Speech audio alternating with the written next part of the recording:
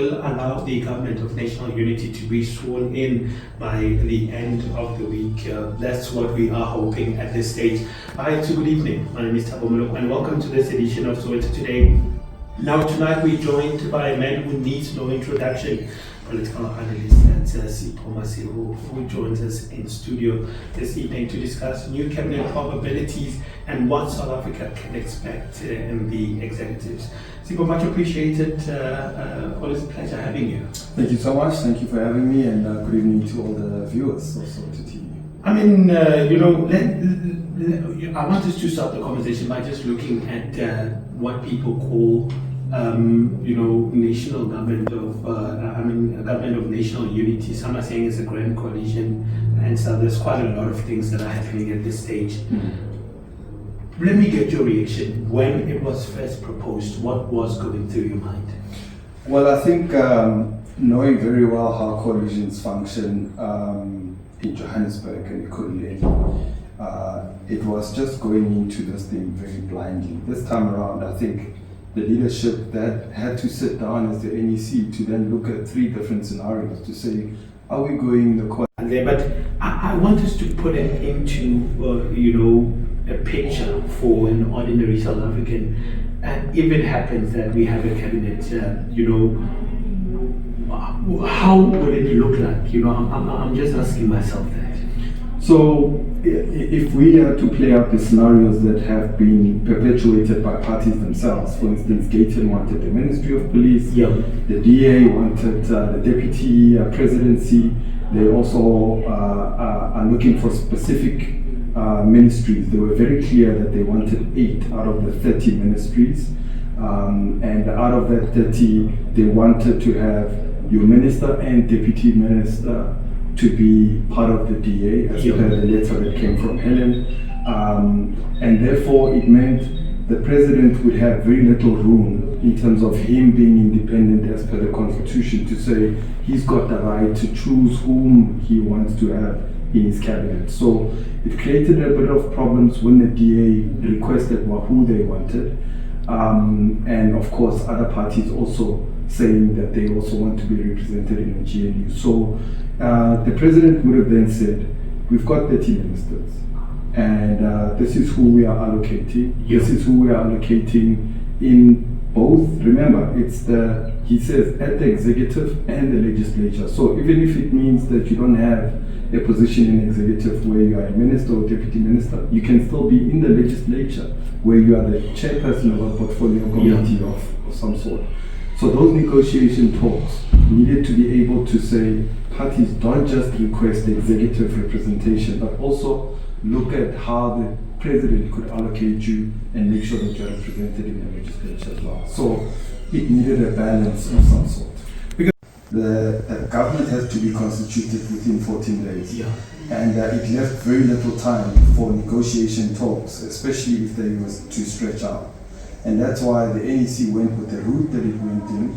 It tried to reach out to the MK, and if you remember quite well, the MK had their own reservations around discussing with the ANC.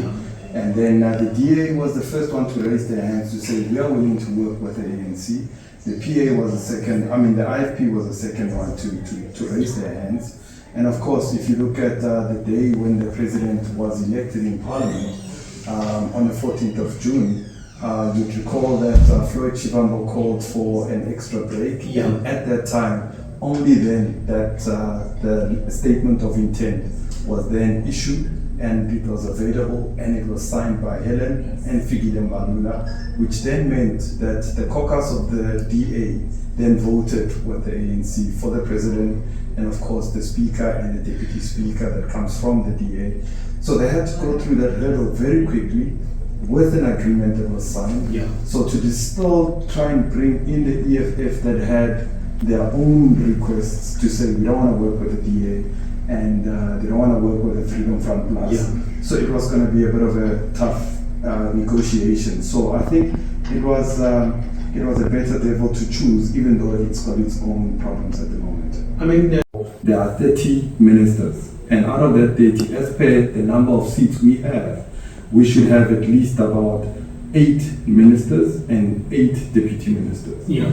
And then they were very specific to say we're looking at trade and industry, transport, education, and so on and so on. So they were very specific about which portfolio committees they wanted. And then secondly, the president saw the statement and he called John to say, John, let's have coffee, let's have a conversation. Yeah. Because we cannot and should not be writing back and forth. We should discuss these matters face to face. He had coffee with John, they agreed, he told John what's on the table. He said, we'll give you 6 portfolios and 4 ministers.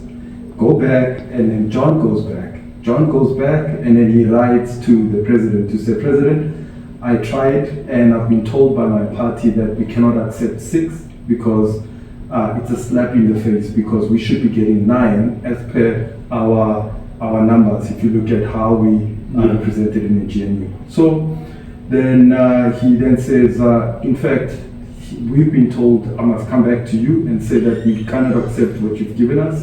In fact, we don't even want non-important portfolios like sports and recreation and this one and that one. In fact, this is what we want.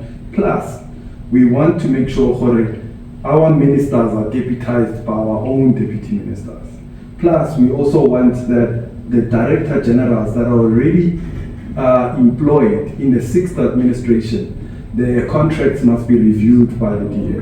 Plus, we also want to make sure that all the tenders that have been issued out to portfolio committees that the DA is going to inherit, we want them to be stopped.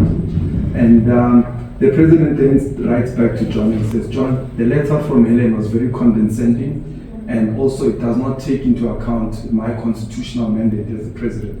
I have to choose the people that I think are deemed fit for the portfolios that I think they should serve in. Where does the constitutional mandate lie for me as a president? So that's where the stalemate is that the DA wants what they want, the president says, but I must choose and give me time to choose, and the DA is very clear about who they want and where they want them.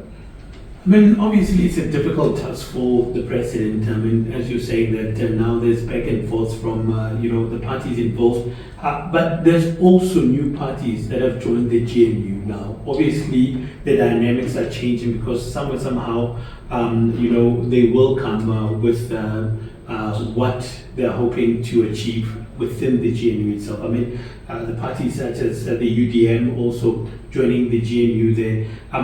How do you think this will play out? I mean, we are looking at the big parties, which is the ANC and the DA, but the other minority minority parties, we know that obviously somehow they will need something from the GNU also.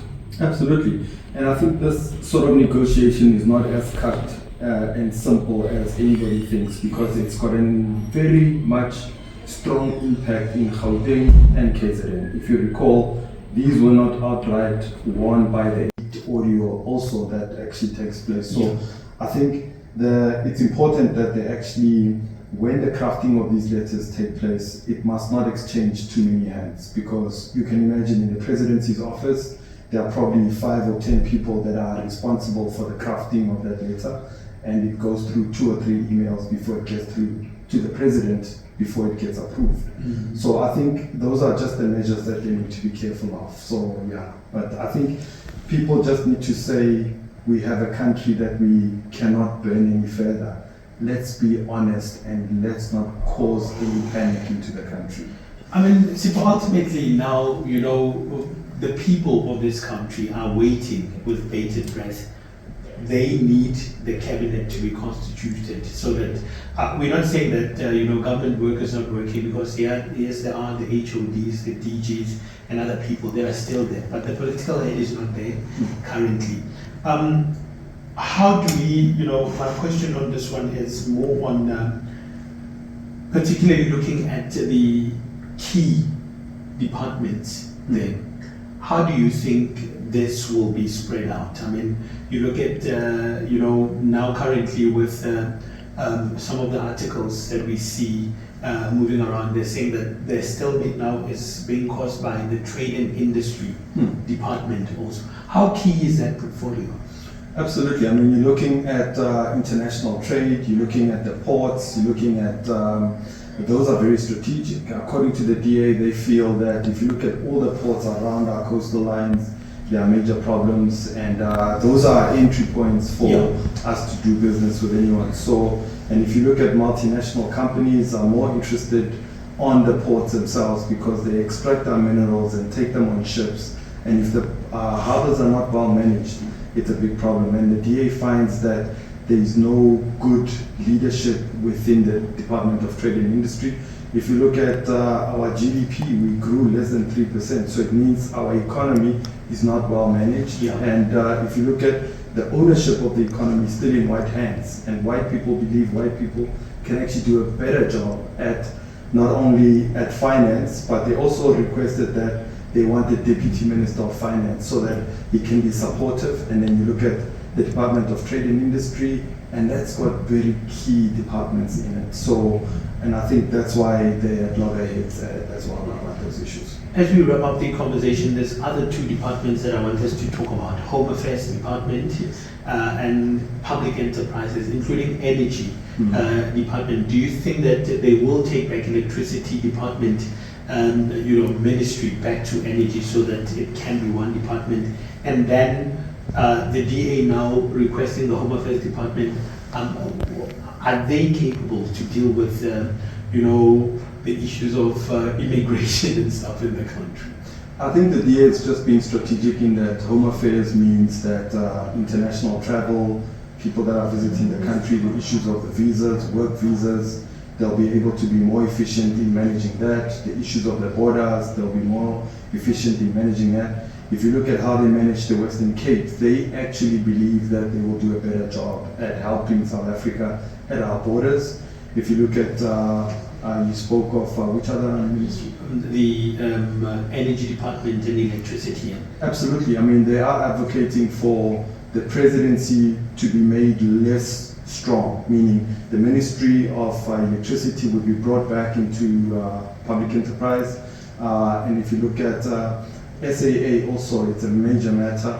The issues of energy, the DA is definitely looking at alternative sources of energy. So those are very critical sectors, and those are sectors that are still owned by the white economy, white business. And it makes sense to them that the business fraternity is happy that the DA is actually looking at these specific portfolios. Just lastly, there is a ministry within the presidency monitoring and evaluation.